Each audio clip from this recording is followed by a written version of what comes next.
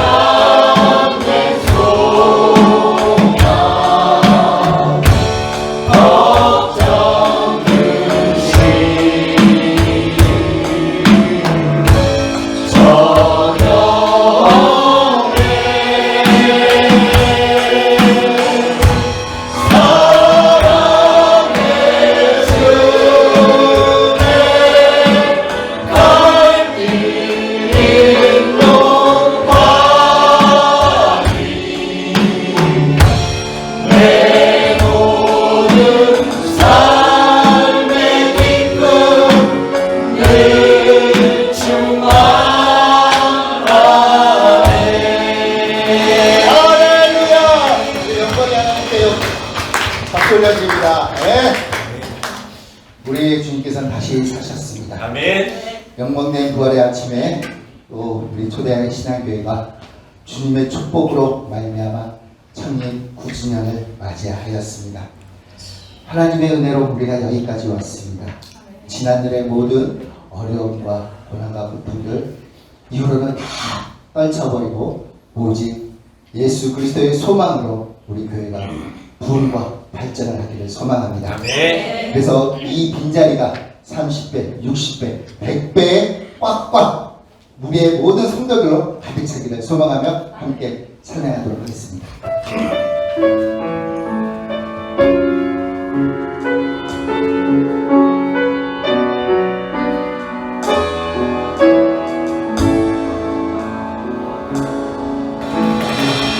이 땅의 왕궁을 보소서. 하늘의 하나님 긍휼을 베푸시는 주여, 우리의 죄악 용서하소서. 이 땅 고쳐주소서.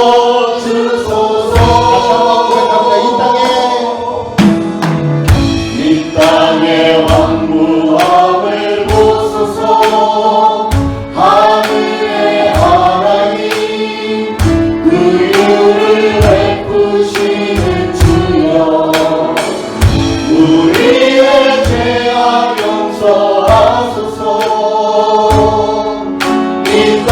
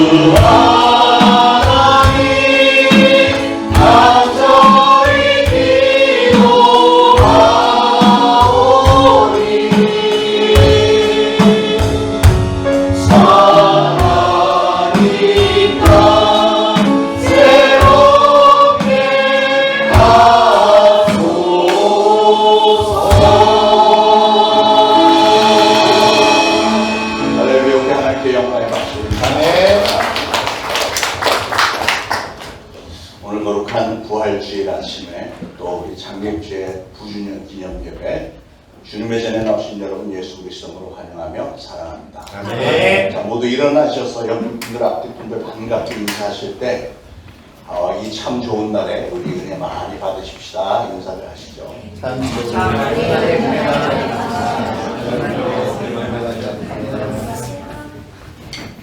자, 일어서신 채로 오늘은 찬송가 160장 찬송했습니다. 1절과 3절만 하겠습니다.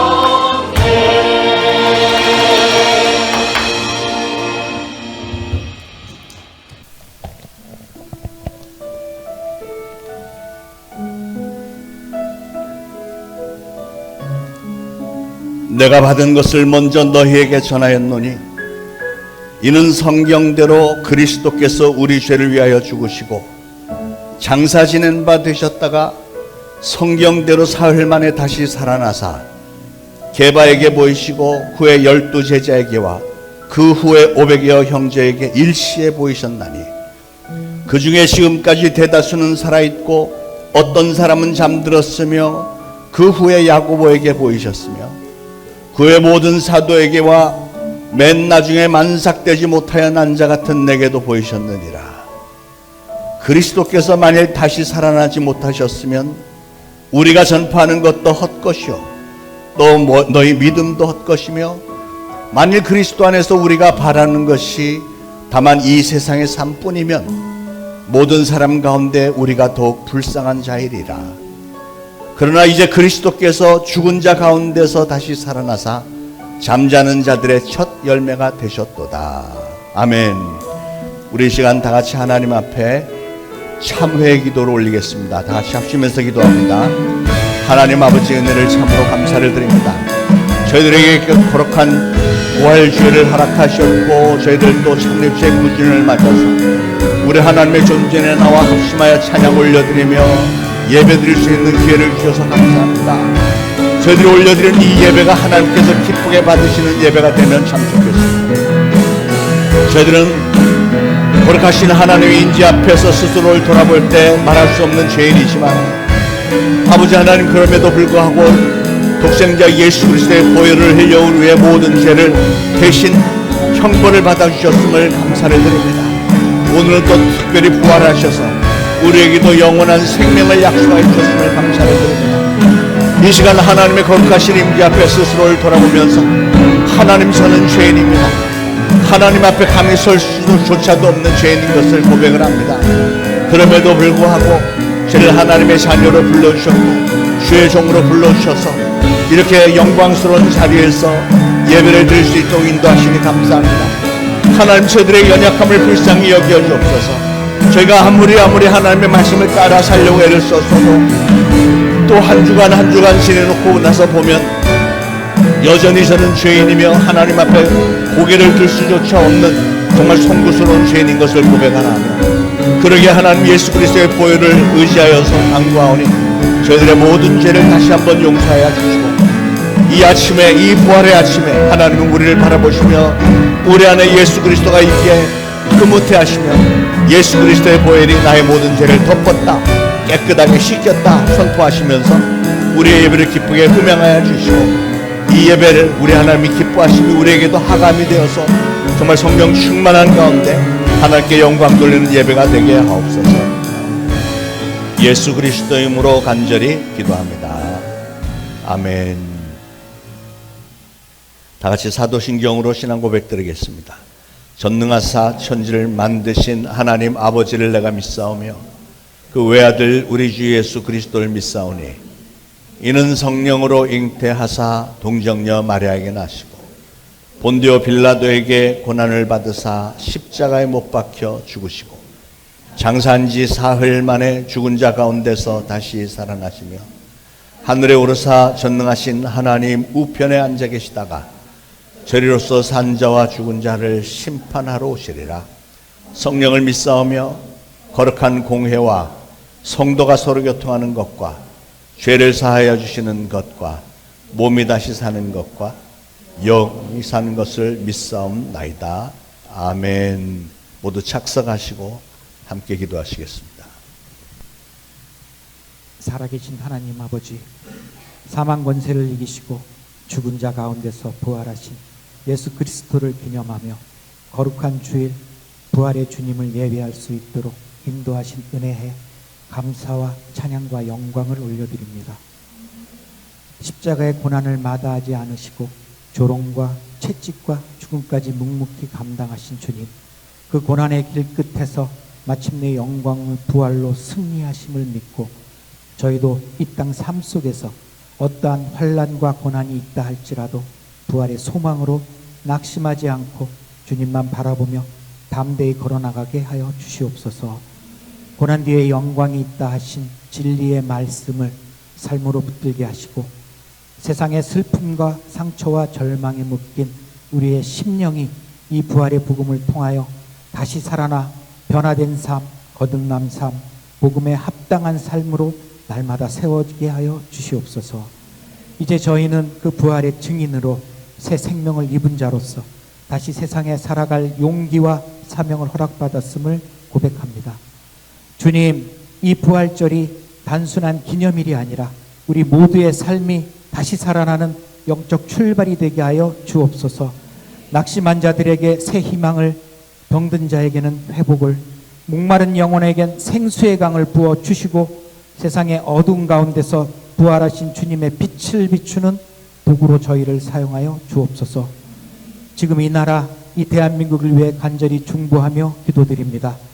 주님, 경제적으로 어려운 고통받는 수많은 가정과 기업들을 불쌍히 여겨 주옵소서. 청년들은 일자리를 잃고 부모 세대는 생계의 무게에 시달리며 미래를 향한 희망이 흔들리는 이때에 주께서 은혜를 베푸사 위로와 회복의 길을 열어 주옵소서. 지혜로운 지혜들을 세워 주시옵시고 정책과 결정마다 공의와 정의가 흐르게 하시며 국민 모두가 서로를 향한 신뢰와 연대로 이 위기를 이겨나게 하옵소서. 교회는 이 시대 속에서 더욱 겸손히 무릎 꿇고 말씀에 바로 서서 세상의 등불로서 역할을 감당하게 하소서. 특별히 주님의 몸된 교회를 위해 기도합니다. 어느덧 창립 9주년을 맞이하여 주님께 영광 올립니다. 그동안 크고도 많은 시련과 연단이 있었지만 주님이 주관하시고 인도하심으로 지금까지 이 성전을 지켜 보호하여 주시고 또 나아갈 비전 주심으로 우리 공동체가 진리 안에서 하나 되고 서로 사랑으로 세워지며 부활의 기쁨과 구원의 복음을 세상에 전하는 빛과 소금의 사명을 잘 감당케 하여 주시옵소서. 또한 주님께서 세우신 주의 종 담임 목사님을 위해 간절히 기도드리오니 주의 말씀을 맡은 종으로서 성령의 능력과 하늘의 지혜로 충만케 하시며 목회의 모든 길에 하나님의 평강과 인도를 허락하여 주옵소서. 담임 목사님 가정에도 주님의 보호와 기쁨이 넘치게 하시고 영육의 강건함으로 오래도록 주님의 일을 감당케 하여 주옵소서. 또한 교육부를 위해 기도합니다. 전도사님들을 통해 유치부부터 청년부까지 이르기에 말씀으로 양육케 하옵시고 비록 지금은 어리고 미숙하지만 하나님의 자녀로서 성령 충만하게 성장하여 교회와 국가와 세계를 위한 인자가 될 것을 기대하며 주의 사랑으로 잘 양육케 하여 주옵소서. 성가대의 경배와 찬양을 기뻐 받아 주시옵시고 예배를 수고하여 모든 손길들 아버지 그 성도들 축복하여 주옵소서. 언제 어디서나 세임 주시는 예수 그리스도 이름으로 기도드렸습니다. 아멘. 구원하시고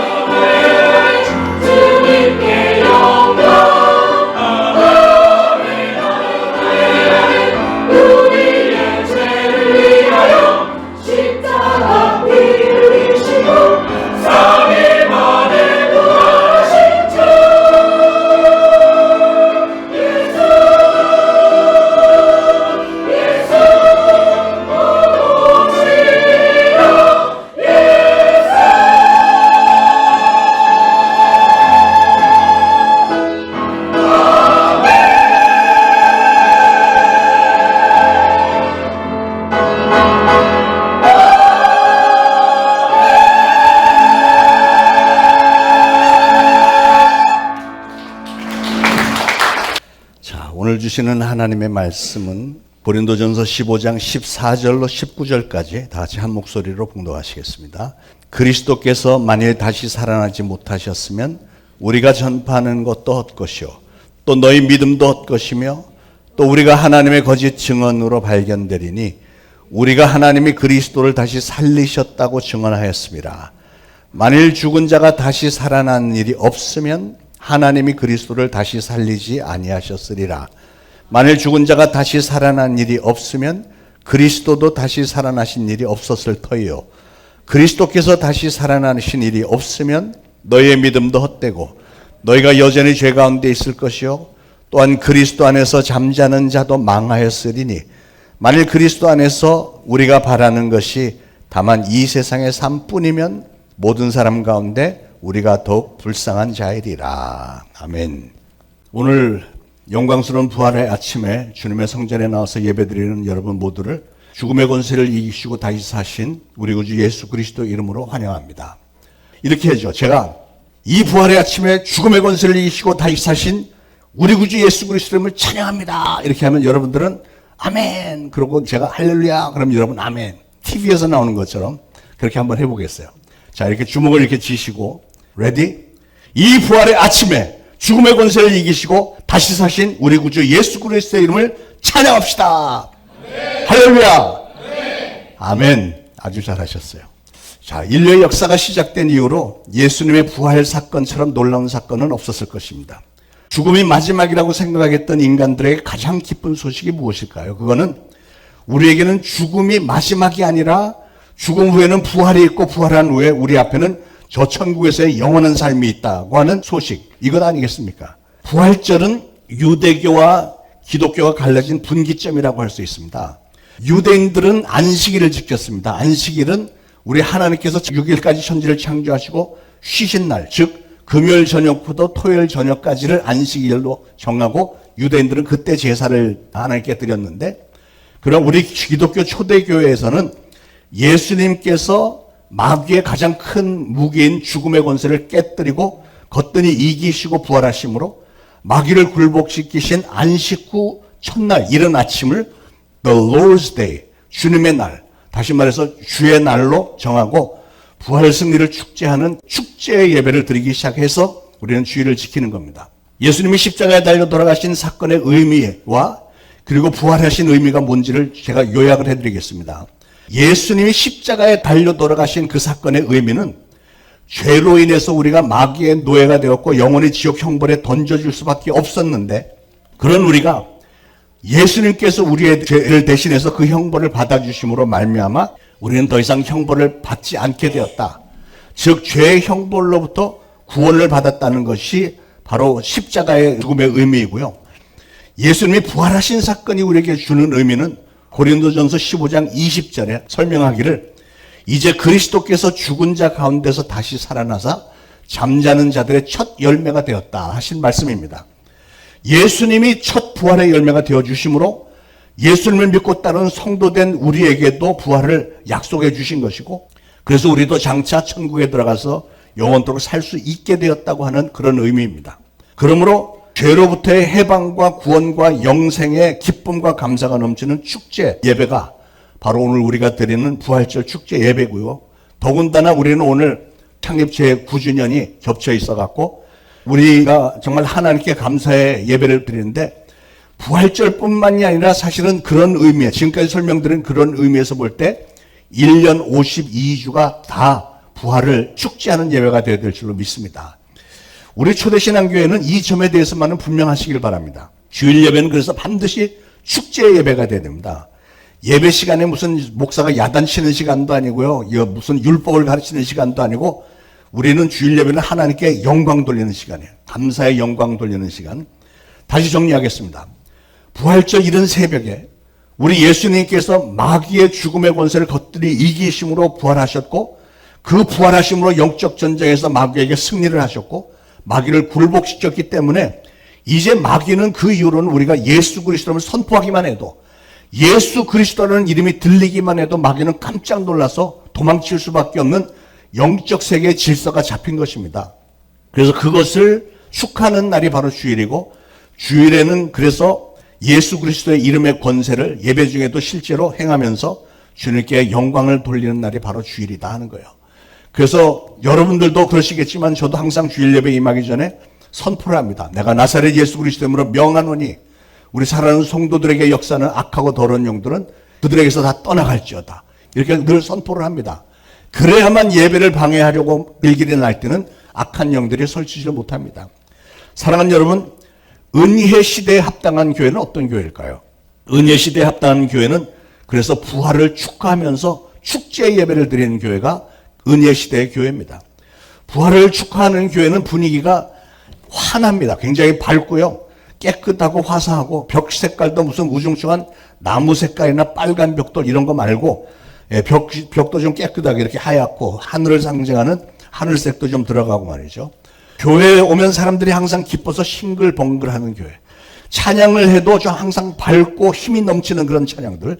오늘 성가대가 했던 이런 찬양들이나 찬양이 언제나 넘치면 은혜로 얼굴이 환해요. 이런 찬양들. 죄악 벗은 우리 영혼은 기뻐 뛰며 주를 보겠네. 이런 신나는 찬양, 힘 있는 찬양. 그런 찬양을 하고 그래서 여러분이 예배 시간에 들어오기만 하면 마음이 포근하고 상쾌해지고 굉장히 업이 되고 소망이 넘치는 그런 교회. 여러분이 설령 세상에서 무거운 마음의 짐이 있었다 할지라도 교회만 들어오면 그런 것이 다 사그러들고 기쁨과 감격이 넘쳐나는 소망이 넘치는 교회. 그래서 항상 부활을 축하하는 교회. 그런 교회가 진정 은혜로운 교회고요. 그런 교회가 성경적인 교회입니다. 오늘 고린도전서 15장 말씀은 사도 바울이 보낸 편지의 내용인데요. 바울은 어떤 사람이었습니까? 바울은 원래는 이름이 사울이었는데 그는 처음에는 예수가 부활했다는 사실을 믿지 않았습니다. 자기가 바리새인으로서 그동안 신앙생활을 해온 그 상식이나 논리로는 도저히 이해가 되지 않는 것을 저 예수 믿는 사람들이 하고 있는 거잖아요. 그래서 예수를 따르는 사람들이 예수님이 부활하셨다고 막 소문을 퍼뜨리고 다니는 걸 보면서 사울은 분개를 했습니다. 이건 말도 안 되는 이런 거짓말로 사회를 현혹하는 이단 집단들이야. 이렇게 사울은 생각을 했고 그래서 그 예수 믿는 사람들을 붙잡아서 감옥에 가두고 돌로 때려 죽이는 일에 앞장섰던 사람입니다. 우리가 잘 아는 대로 스테반 집사가 돌팔매질을 맞아서 죽었는데 그 돌팔매질하는 무리를 인도했던 지도자가 바로 사울이었잖아요. 이 사울의 하루는 예수를 따르는 사람들이 저 다메섹이라는 곳에 잔뜩 모여 있다더라. 그 소문을 듣고 영장을 받아갖고 그 사람들 다 체포하러 사람들 몇 하고 같이 다메섹으로 갔습니다. 가는 중에 의기양양해서 내가 이것들 다 붙잡아서 감옥에 쳐넣겠어. 뭐 이래갖고 가는데 갑자기 다메섹 도상에서 찬란한 빛이 쫙 내리면서 사울을 완전히 감쌌어요. 순간적으로 사울은 눈이 멀어버렸습니다. 그래서 음성이 들려왔어요. 사울아, 사울아, 네가 왜 나를 핍박하느냐. 사울이 깜짝 놀라서 누구십니까? 그랬더니 나는 네가 핍박하는 예수다. 음성을 확실하게 들었잖아요. 그때 사울은 그 자리에서 굴복을 했고요. 완전히 그때부터 인생이 180도 달라졌습니다. 그 전에는 예수를 믿지 않았고 예수를 오히려 핍박을 했었는데 이분이 진짜 하나님이시구나. 이걸 확 이렇게 깨닫고 체험을 하고 나서 인생이 달라진 거예요. 사랑하는 여러분 생각을 해보세요. 하나님은 어떤 분이셔야 될까요? 여러분 스스로 생각하실 때 하나님은 어떤 분이셔야 된다고 생각합니까? 상식적으로도 하나님은 영어로 말하면 supernatural, 초자연적인 능력이 있으신 분이시잖아요. 인간의 상식 범위 안에서만 일을 할 수 있는 분이라면 그런 하나님 우리가 뭐하러 믿겠어요? 믿을 필요 없죠. 인간의 논리로는 전혀 불가능한 일도 할 수 있는 분이라야 그게 하나님이죠. 하나님을 믿는다고 하면서도 자꾸만 인간의 상식과 논리와 한정된 지식으로 하나님을 이렇게 한정시키려고 하고 자기 수준에 맞춰서 평가를 하려고 하니까 무슨 신앙이 자라겠으며 무슨 기도의 응답을 받겠으며 무슨 기적을 체험하겠습니까? 하나님은 인간의 상식이나 논리에 어긋나는 일도 아주 간단하게 할 수 있는 분이시다 하는 사실을 믿을만 해야 그게 하나님이죠. 사울은 예수님을 만나기 전에는 예수님이 하나님의 아들이라고 하고 메시아라고 사람들은 얘기를 하는데 전혀 믿지 않았습니다. 왜냐하면 자기가 예수가 죽은 걸 확실히 알고 있는데 십자가에 달려 죽은 걸 세상이 다 알고 있는데 그렇게 처참하게 죽은 사람이 며칠 만에 살아났다고 하니까 그런 말 하고 다니는 사람들은 전부 이단자처럼 보인 게 당연했죠. 그래서 사울은 굉장히 적극적인 성격이었고 혈기가 많은 젊은이였기 때문에 아주 소매를 걷어붙이고 이단 타도에 나섰던 거예요. 그랬던 사울이 다메섹 도상에서 부활하신 예수님을 그렇게 극적으로 만나고 나니까 부활의 진리를 알게 됐고, 아, 이분이 정말 부활하셨구나. 이분이 하나님이시구나. 그 진리를 깨닫고 나니까 그거를 전하지 않고는 못 견디게 된 거죠. 오늘 고린도전서 말씀에서 예수 그리스도의 부활을 전하는 사도 바울의 논리가 이전과는 확연하게 바뀐 것을 볼 수 있습니다. 사도 바울이 오늘 고린도전서 본문에서 알려주는 교훈 몇 가지 알아보겠습니다. 첫째는 기독교 신앙은요, 예수 그리스도의 부활을 믿는 것에서부터 시작된다는 사실입니다. 바울은 그전에는 죽은 사람이 다시 살아난다는 걸 절대로 믿지 않았습니다. 그래서 예수라는 사람을 이단자라고만 생각을 했습니다.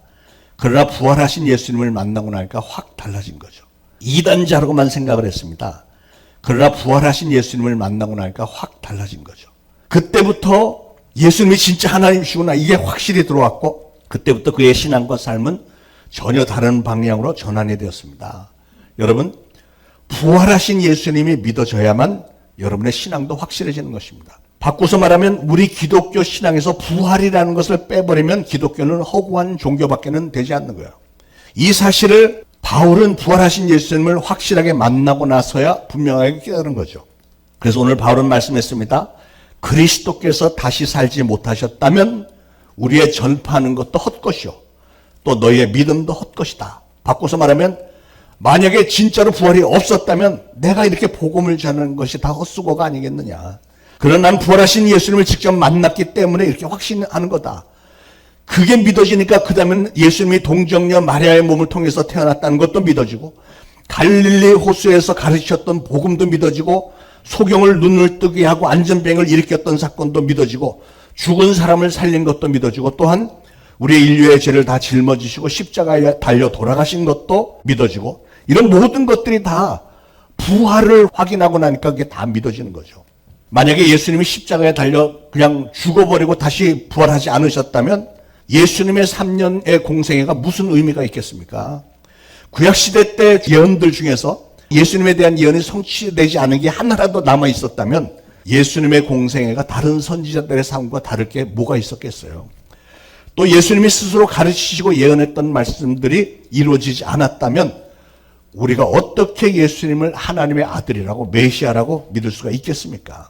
그러나 예수님은 이미 구약성경에 예언하신 대로 돌아가신 지 사흘 만에 실질적으로 부활하셨기 때문에 바울은 예수님의 모든 행적과 가르침이 확실하다, 진리다 하는 것을 깨달은 거예요. 그러므로 사랑하는 여러분, 여러분도 이 사도 바울처럼 부활하신 예수님을 확실하게 만나게 되기를 축원을 드립니다. 여러분도 아시지만 제가 목사 아들로 평생을 살았지만 그런 확신이 없었다가 그 MTD라는 집회에 가서 그 부활하신 예수님을 확실히 만나고 부르심을 받고 주의 종이 됐어요. 그래서 저는 여러분들도 이 다메섹을 향해서 가다가 예수님을 만나서 인생이 변했던 사도 바울처럼 되시라고, 그래서 다메섹의 만남 캠프를 그렇게 하는 겁니다. 예수님의 제자들도 그랬습니다. 예수님이 십자가에 달려 돌아가시고 나니까 3년이나 넘게 따라다녔던 제자들이 다 도망가 버렸어요. 수제자였던 베드로도 전혀 얘기하지 않았던 예수님의 급작스러운 죽음에 너무 실망을 했고요. 시리에 빠져서 고향 갈릴리로 돌아가 버렸습니다. 대여섯 명 장로도 제자들과 함께 그냥 이런 저런 얘기하고 있다가 에이 나는 고기나 잡으러 가겠다 그러고 배 타고 그냥 갈릴리 호수로 다시 나갑니다. 옛날 어부 생활로 돌아가겠다 이거죠. 그러니까 다른 제자들도 그래 나도 가자 그래서 그냥 다 같이 갔어요. 밤새 그들이 그물을 던졌지만 한 마리도 못 잡았다고 그랬어요. 그래서 밤새 그물을 던지면서 계속해서 좌절과 실망 가운데 빠져 있었는데 그대로 놔뒀더라면, 만약에 예수님이 부활하지 않으셨다면 그들은 그런 상태에서 남은 인생을 무의미하게 좌절과 실망과 그냥 우울증에 시달리면서 살다가 갈 판이었습니다. 그러나 바로 그때 새벽에 부활하신 예수님이 제자들에게 오셨잖아요.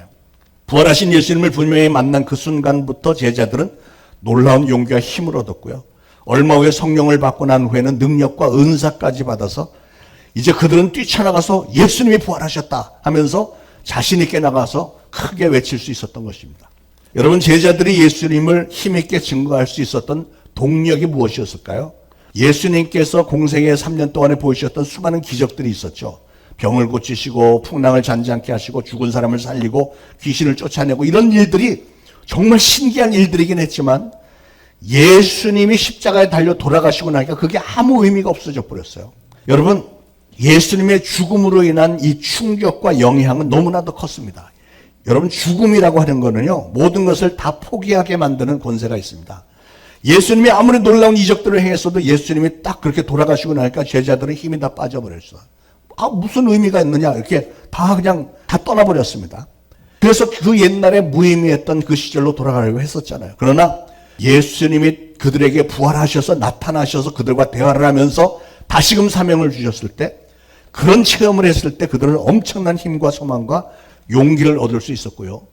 이제는 그 누구도 넘어뜨릴 수 없는 능력과 힘과 권세를 가지고 담대히 예수 그리스도의 부활을 증거할 수 있었고, 그때부터 예수 그리스도의 복음이 전 세계에 퍼져서 오늘날 이른 겁니다. 전 세계 예수 그리스도의 복음을 듣지 않은 사람은 없을 정도로 지금 다 퍼졌잖아요.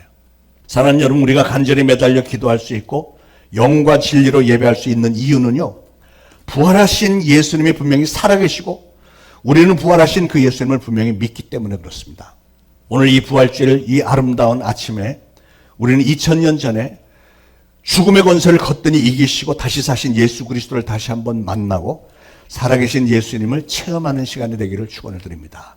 자, 사도 바울이 우리에게 주는 교훈 두 번째는요, 만약에 누군가가 저에게 와서 교회는 무엇을 위해서 세워졌습니까? 딱 한 가지, 가장 중요한 거 한 가지만 얘기를 해보세요. 이렇게 얘기한다면 저는 부활하신 예수님을 증거하기 위해서다라고 대답하겠습니다. 여러분, 2000년 전에 사도들이 부활하신 예수님을 만나고 나서 그 다음에 곧바로 성령을 받은 후에 그들이 밖으로 뛰쳐나서 전도를 했잖아요. 그들이 전도한 내용이 뭐였는지 기억하세요? 다른 거 없어요. 그들은 나가서 예수님이 부활하셨다, 이것만 증거했어요. 예수님이 십자가에 달려 돌아가셨다가 사흘 만에 부활하셨다, 이것만 증거했어요. 여러분, 예수님이 다시 사셨다는 부활의 소식을 증거할 때 그 복음은 엄청난 능력을 나타낸 줄로 믿으시기 바랍니다. 누가복음 24장 13절 이하에 보면 두 제자가 예수님이 십자가에 달려 돌아가신 후에 엠마오로 가고 있었습니다. 엠마오라는 곳으로 가는데 그들은 가면서 둘이서 예수님이 십자가에 달려 돌아가신 얘기를 하면서 실망과 좌절, 낙담, 슬픔 가지고 그냥 엠마오로 가고 있었어요. 특별한 목적도 없이 그냥 가는 거였어요. 예수님 얘기를 하고 있었는데 가는 중에 문득 어떤 사람이 그냥 들어와서 같이 대화를 시작하는 거예요. 같이 대화를 하는데 이 사람이 들어와서 하는 얘기가 예수님이 십자가에 달려 돌아가신 그 사건에 대해서 구약 성경에 기록되는 말씀으로 이렇게 풀이를 하면서 설명을 해주는데, 이 사람들은 그 설명을 들으면서 마음이 뜨거워졌다고 그랬습니다. 그렇게 한참 가다가 저녁 시간이 어두워져서 어느 주막에 가서 식사를 하려고 하는데 그 사람이 떡을 들어서 이렇게 축사를 딱 하고 떡을 나눠주는데 그때 갑자기 이 두 제자가 눈이 탁 열리면서 주님이시다 알아본 거. 신기하지 않아요? 지금 몇 시간째 같이 걸었을 때는 예수님이 부활하신 거라고 알아보지도 못했는데, 그러니까 부활하신 예수님의 모습은 어딘가가 달랐다는 걸 알 수 있죠. 그러니까 영체로 부활을 하신 거니까 아무래도 달랐겠죠. 그러다가 떡을 떼는 순간에 주님이시다 하는 순간에 예수님이 싹 없어졌어요. 그러고 나서 이 사람들이 깜짝 놀라갖고 엠마오로 가던 사람들이 곧바로 돌려갖고 예루살렘으로 돌아와서 예수님의 다른 제자들을 만나서 부활하신 예수님 만났어. 이거 증거하잖아요. 예. 이게 무슨 뜻이냐면 예수님의 제자들은 예수님이 부활하신 것을 목도하고 나면, 확신을 갖고 나면 부활하신 예수님을 증거하지 않고는 못 견딘다는 거죠. 여러분, 사람들은요, 항상 대화를 할 때 자기가 가장 충격적으로 생각하는 걸 얘기하게 됐습니다. 여러분들도 친한 사람들 만나면 그런 얘기 하잖아요. 어떤 얘기 하죠, 보통? 글쎄 말이야, 철수 엄마가 이렇게 저렇게 그랬대. 뭐 이런 얘기 하잖아요. 가십 같은 거 할 때도. 그것만 해. 다른 사람 만나면 또 그 얘기하고 또 그 얘기. 왜냐면 그게 이 사람에게는 충격적인 뉴스였으니까. 그러니까 예수님이 돌아가신 걸 보았고 부활하신 것을 본 사람은 충격적이니까 그것만 얘기하고 다니는데, 그게 2000년 전에 예수님의 제자들 성령 받고 나서 한 게 그거밖에 없어요. 예수님 부활하셨다, 이 얘기 전했어요. 사랑하는 여러분, 여러분도 그렇게 하시기 바랍니다. 여러분도 신앙생활을 하면서 충격적으로 은혜를 받은 대목이 있으면 그거 증거하시는 거예요. 그런데 그 충격적인 대목이 다른 것보다 예수님이 십자가에 달려 돌아가셨다가 부활하셨어, 이게 꼭 좀 들어가면 좋겠어요. 그게 신앙입니다. 그래서 교회는요, 2000년 전에 부활하셨고 지금도 살아계신 예수 그리스도를 증거하는 신앙의 공동체가 교회입니다. 여러분이 믿는 그 주님, 죽음의 권세를 거뜬히 이기시고 다시 사신 예수 그리스도를 증거하는 곳이 교회 공동체입니다. 물론 교회는 다른 것도 많이 하지만 가장 골자는 그거라는 말씀을 드리는 거예요. 오늘 말씀대로 사도 바울이 말한 대로 부활이 없다면 우리의 신앙도 의미가 없고요. 전도도 의미가 없고 선교도 의미가 없습니다. 그러나 우리 예수님은 분명히 죽음을 이기시고 부활하셨고 우리 이 초대신앙교회 주인이신 줄 믿으시기 바랍니다. 부활하시고 살아계신 주님이 우리 교회에 계신 까닭에 하나님의 사랑과 용서와 자비와 평화가 마땅히 이 교회에 넘치는 줄 믿으시기 바랍니다. 자, 사도 바울이 고린도전서 말씀을 통해서 어떤 교훈을 주시는가? 세 번째, 예수 그리스도의 부활은 영적 싸움에서의 승리의 기쁜 소식이라는 사실을 알려줍니다. 여러분, 예루살렘 성지 순례하는 사람들이 가장 많이 찾는 곳이 어딘지 아세요? 언뜻 생각하면 예수님이 태어난 그 마국간을 제일 많이 갈 것 같잖아요. 근데 그 마국간보다 훨씬 더 많이 가는 데가 어디냐면 예수님이 갇히셨던 무덤을 찾아간다. 무덤이 넘버원이에요. 최고래요. 왜 그럴까? 가봐야 그냥 빈 무덤일 뿐인데 왜 사람들은 거기를 가장 많이 찾을까? 그것은 예수님은 인류의 가장 큰 적인 마귀의 죽음의 권세를 정복하셨고 사흘 만에 부활하셨기 때문에 빈 무덤의 사적이라는 곳은 오늘도 인류의 최대 관심사라는 것이죠. 덴마크의 철학자 키에르케고르는 이런 말을 했습니다. 한번 잘 들어보세요. 여러분은 여기에 대해서 어떻게 생각하시는지 궁금합니다. 뭐라고 했냐면 인생은 마치 사형 선고를 받은 사람이 사형 집행장으로 끌려가는 것과 같다. 이런 얘기를 했어요. 여러분이 공감을 하시나요? 물론 틀린 말은 아니죠. 사람은 50년이든 100년이든 살던 간에 언젠가는 죽게 되어 있으니까 결국은 사형 집행장으로 끌려가는 날을 기다리는 존재가 인간이다. 이렇게 얘기를 했잖아요. 언뜻 들으면 틀린 말은 아닌 것 같고 그럴듯한 말인 것 같지만 곰곰이 생각을 해보세요. 이게 누가 주는 마음일까요? 이건 마귀가 주는 마음입니다. 왜냐하면 이 얘기를 들으면 사람들은 비관하게 돼 있어요. 좌절합니다. 우리 인생은 결국은 죽음을 향해서 가는 존재니까 에이 이렇게 열심히 살아서 뭐해? 이런 생각만 드는 거 아니에요? 그러니까 많은 철학자들이 그런 그 악한 마귀의 유혹에 빠져서 얘기를 하면 그럴듯하긴 한데 사람들을 좌절하게 만들고 포기하게 만드는 얘기들을 하는 거예요.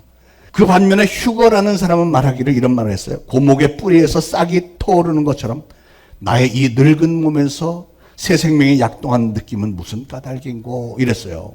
이걸 잘 묵상을 해보면 참 귀한 말이에요. 이 휴거라는 사람은 부활의 주님을 바라보면서 그 주님을 의지할 때 나도 새로운 소망에 솟아나고 약동하고 솟구치는 긍정적인 새 생명을 경험하게 된다고 하는 신앙 고백을 한 겁니다.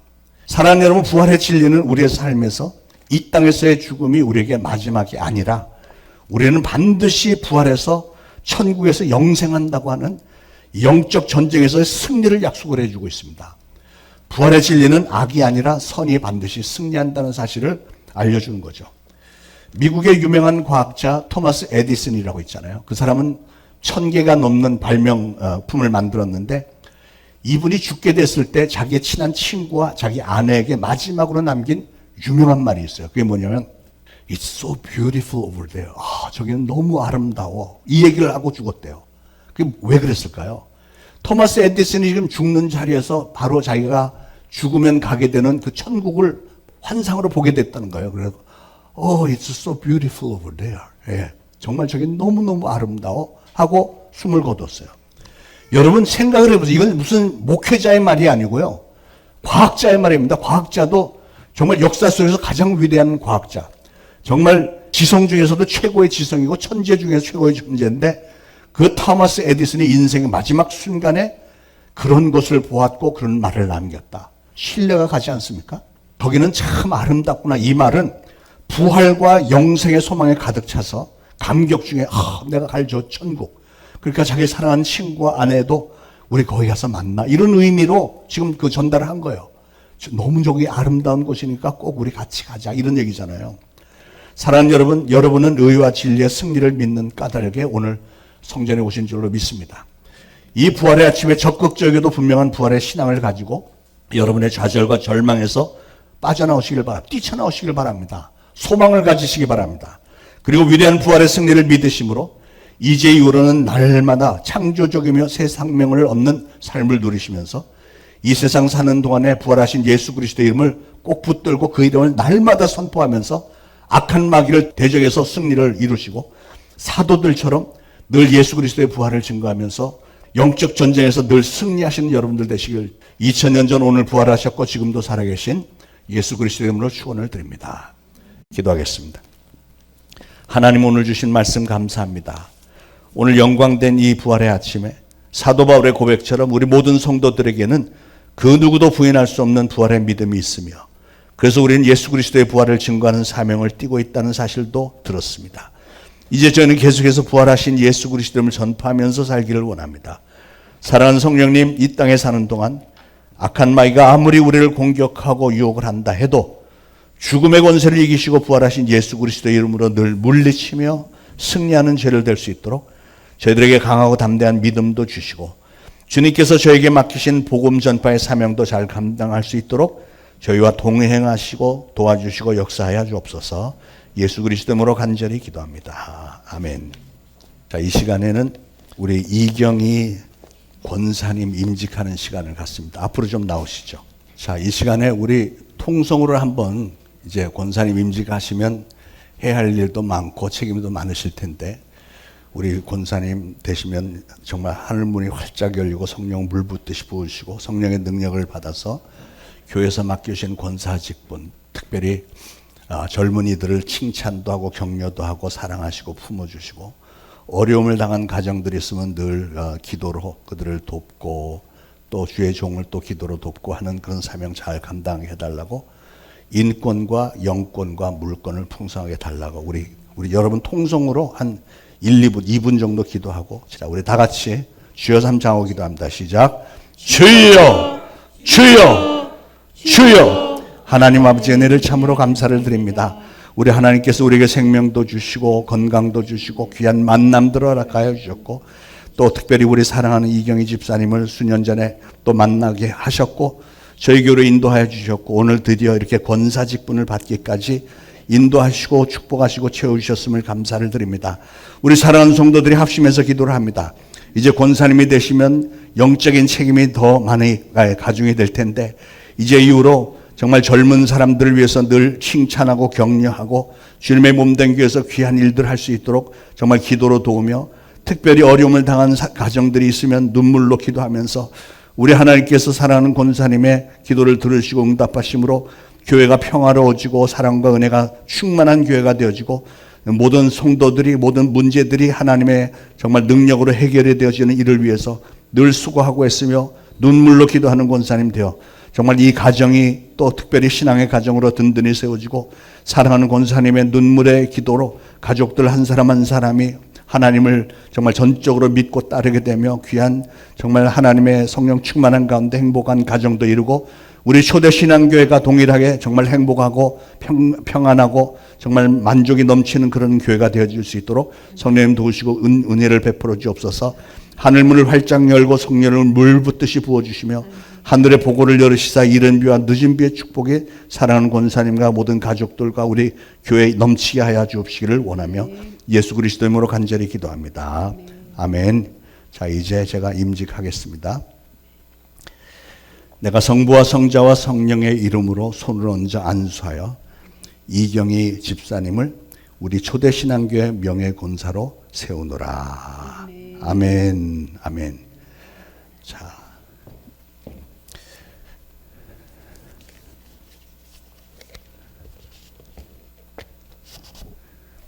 임직패를 드리도록 하겠습니다. 임직패가 이렇게 생겼는데요. 명예권사 임직패 이경희, 교회 머리 대신 주 예수 그리스도께서 귀하를 충성된 일꾼으로 여기셔 그의 몸된 교회 명예권사로 세우심을 기념하여 이 패를 드립니다. 네가 죽도록 충성하라. 그리하면 내가 생명의 멸류관을 네게 주리라. 요한계시록 2장 10절. 2025년 4월 20일 대한예수교 장로회 초대신앙교회 담임 목사 장여수아. 사진을 찍어야 되니까 이렇게 자, 이렇게 하시고 이거 받으시고요. 또 공식적으로는 임명장이 있어야 되니까 임명장, 명예권사 임명장, 이름 이경희, 위에 사람은 초대신앙교회에서 동일한 내용입니다. 담임 목사 장여수아. 자, 돌아서시고 한번 인사하시고 크게 박수 한번 해주시죠. 할렐루야. 자, 선물 준비한 거 있으면 좀 주시죠. 선물 부대가 상당한데.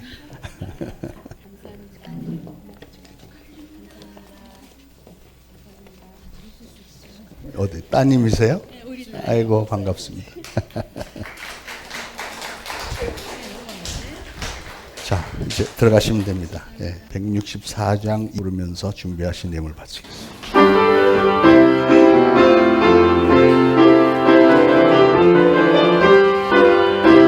예수 부활했으니 할렐루야 만민 찬송하여라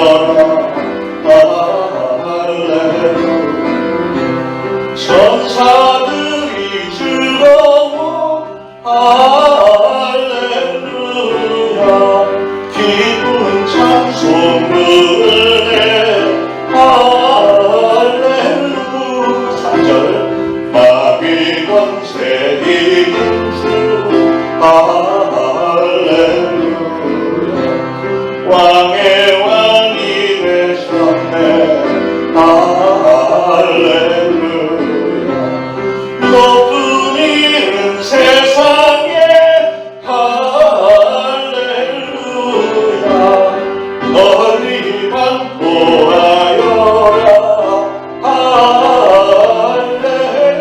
할렐루야 아멘.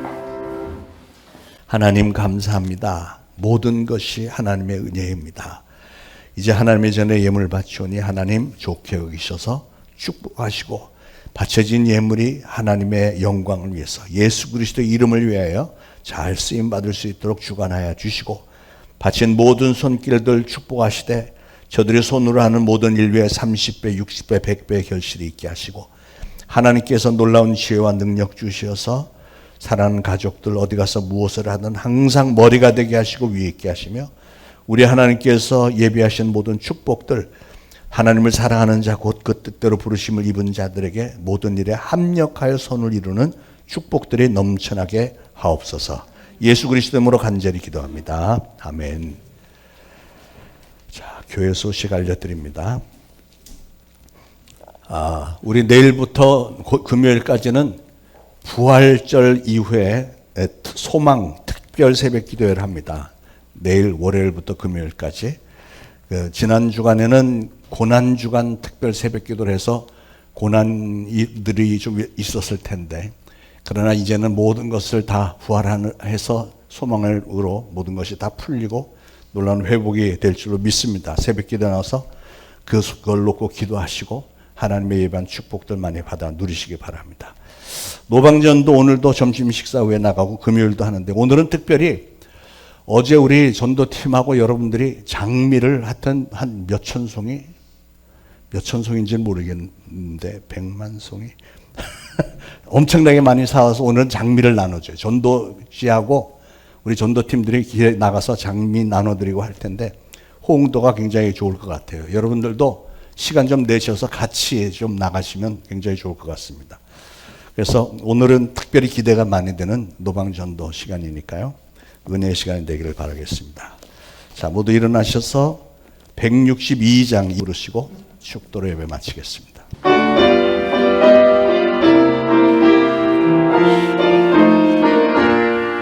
부활하신 구세주 난 찬송이네 온 세상 주름에도 주정연사셨네 그 은혜로운 손길 부드러운 성 주 예수 나와 함께 늘 계시네 예수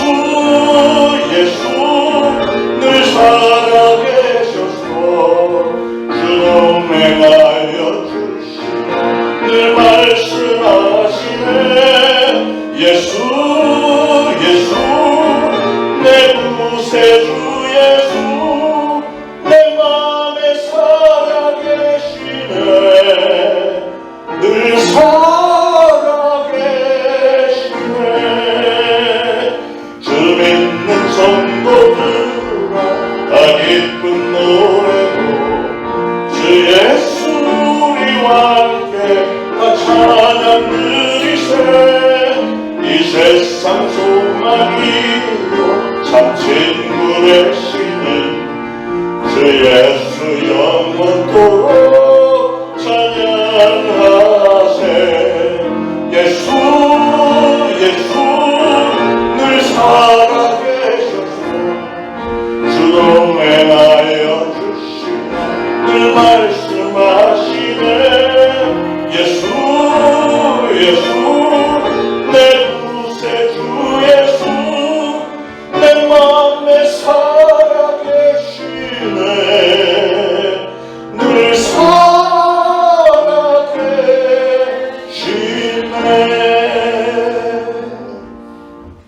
이제 우러러 죽거나 없기는 우리 구주 예수 그리스도의 무한하신 은혜와 하나님 아버지의 극진하신 사랑과 성령님의 감동, 감화, 교통, 위로하심이 오늘 이 거룩한 부활주일 그리고 재창립 제9년 9주년 기념 예배 참석하여서 오늘 주신 말씀을 마음에 잘 새기고 이제 보내심을 받는 가정, 이웃, 직장, 사업장에서 예수 그리스도를 증거하는 사명을 잘 감당하겠노라 다짐하는 모든 성도들 머리 위에 이제로부터 영원토록 항상 함께 있을지어다. 아멘.